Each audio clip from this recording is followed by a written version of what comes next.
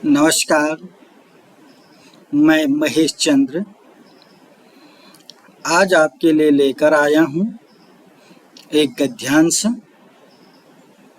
और उससे संबंधित प्रश्न उत्तर।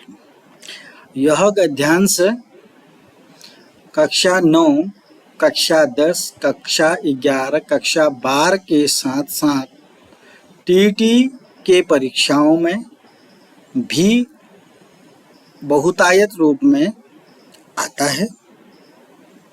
इसलिए सभी बच्चे, सभी अभ्यर्थी जो टेस्ट की तैयारी कर रहे हैं, टीईटी की तैयारी कर रहे हैं या संस्कृत विषय से अध्ययन कर रहे हैं, वो सभी इस वीडियो को देख सकते हैं और अपने ज्ञान को आगे बढ़ा सकते हैं। यह महत्वपूर्ण है विशेष रूप से कक्षा 10 के विद्यार्थियों के लिए जो 2023 का संस्कृत का उत्तराखंड बोर्ड का पेपर है। आइए देखते हैं। अधोलिखित तम अनुच्छेदम पठित्वा अनुच्छेद आधारितान प्रश्नान उत्तरत। ये गद्यांश पढ़ना है और उसको फिर एक पदेन पूर्ण वाक्यन और यथा निर्दिष्ट उत्तर देना है और एक शीर्षक भी लिखना है। अधोलिखित क्या कह रहे हैं? पिपासया पीड़ितः एकः काकः इतः ततः भ्रमति समः। प्यास से पीड़ित एक कौवा इधर उधर घूम रहा था। अन्ते सः एकस्मिन् स्थाने घटम अपश्यत्। अंत में उसने एक स्थान पर घड़े को देखा। घटम दृष्ट्वा सः प्रसन्नः भूत्वा तस्य समीपे गतवान्। घट को देखकर, घड़े को देखकर वह प्रसन्न होकर उसके समीप गया। परम घट स्थितम जलम अति न्यूनम आसीत। परंतु घड़े में स्थित जल बहुत कम था। अतः सह जलम पातुम समर्थः न अभवत्। अतः वह जल पीने में समर्थ नहीं हुआ। यत्र ध्येयः निश्चितः तत्र का अपि बाधा न भवति। जहाँ, यत्र माने जहाँ ध्येय निश्चित होता है, तत्र माने वहाँ कोई भी बाधा नहीं होती है। इति मत्वा सः कमपि उपायम अचिंत्यत। ऐसा मान करके उसने कोई उपाय सोचा। घटस्य समीपे स्थितानि पाषाणखंडानि उत्थापयित्वा सः घटे आक्षिपत। घड़े के नजदीक स्थित जो पत्थर के टुकड़े थे उनको उठाकर उसने घड़े में डाल दिए।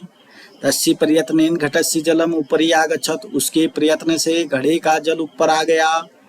सह शीतलम जलम पीत्वा सुखम अनुभवत। उसने शीतल ठंडे जल को पी करके सुख का अनुभव किया। प्रसन्न भूत्वा उत्पतत। और प्रसन्न होकर उड़ गया। अब ये जो गद्यांश है इससे संबंधित एक पदेन उत्तरत है 2 नंबर का। 2 सवाल है 2 नंबर के। कया पीड़ितः काकः इत ततः अभ्रमत। पुनः बता देता हूँ, एक पद में इसका उत्तर लिखना है।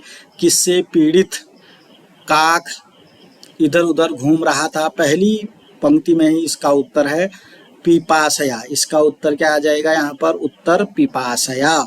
कया है, कया में या है तो उत्तर भी पिपासया एक शब्द इसका आ जाएगा, क्योंकि एक पद में उत्तर लिखना है। सः किम पातुम समर्थः न अभवत्। सः किम पातुम, वह क्या पीने में समर्थ नहीं हुआ।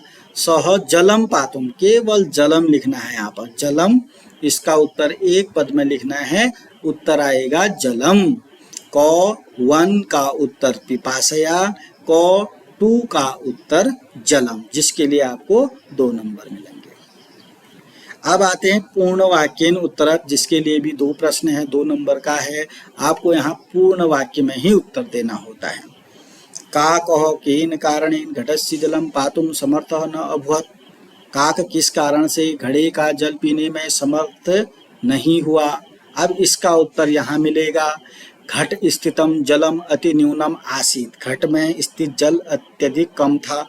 उत्तर लिखेंगे घट स्थितम जलम अति न्यूनम आसीत इति कारणेन काकः घटस्य जलम पातुम समर्थः न अभवत्। इसको लिखने के लिए थोड़ा गद्यांश का सहारा लेना चाहिए, थोड़ा अपने ज्ञान का भी प्रयोग करना चाहिए।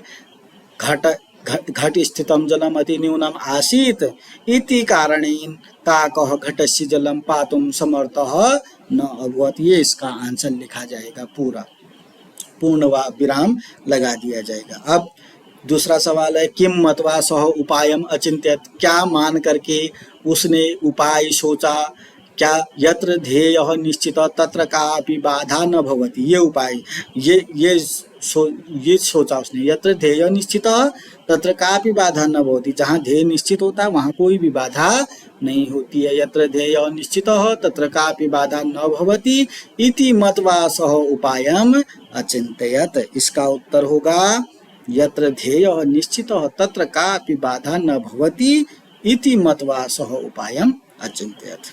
4 नंबर 2 दूना 4 नंबर आपने प्राप्त किए। अब यथा निर्देशम उत्तरम, यथा निर्देशम में भी आपको एक ही पद लिखना होता है। अनुभवत, अन्वभवत इति पदे कह उपसर्ग, जो अन्वभवत है कहीं ना कहीं होगा यहाँ पर, तो अन्वभवत में उपसर्ग बताना। उपसर्ग क्या होता है, जो पहले होता है, तो यहाँ पर उपसर्ग अनुधन अभवत, इसका संधि विच्छेद होता है। जो अनु है और नौ में छोटा उ की मात्रा अनु, इसका उत्तर है अनु। अनु क्या है, उपसर्ग है, उपसर्ग पहले होता है। पातुम इत्यर्थः कह प्रत्ययः, पातुम में प्रत्यय बताना है, प्रत्यय बाद में होता है। अच्छा हुआ कि इसने उपसर्ग और प्रत्यय बता दिए। आपको उपसर्ग कहाँ पर लगता है, प्रत्यय कहाँ पर लगता है, ये भी समझ में आया। उपसर्ग पहले लगता है, इसमें अनुपसर्ग है।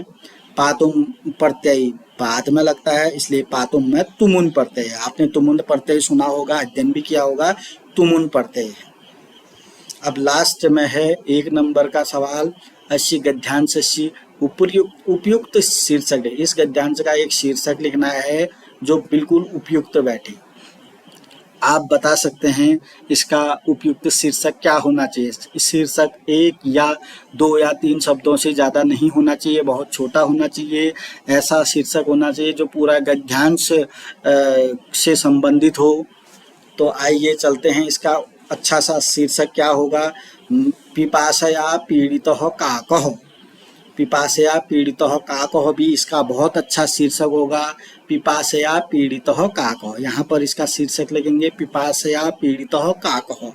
अगर जो बच्चा इस दूसरा शीर्षक भी लिखना चाहता है, एकः काकः लिख सकते हैं।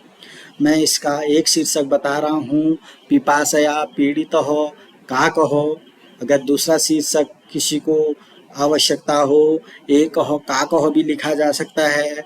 और इससे भी अगर आपके दिमाग में कोई तीसरा शीर्षक आ रहा है तो आप कमेंट बॉक्स में लिख सकते हैं। धन्यवाद। आप इसको शेयर करेंगे, कमेंट करेंगे और सब्सक्राइब करेंगे।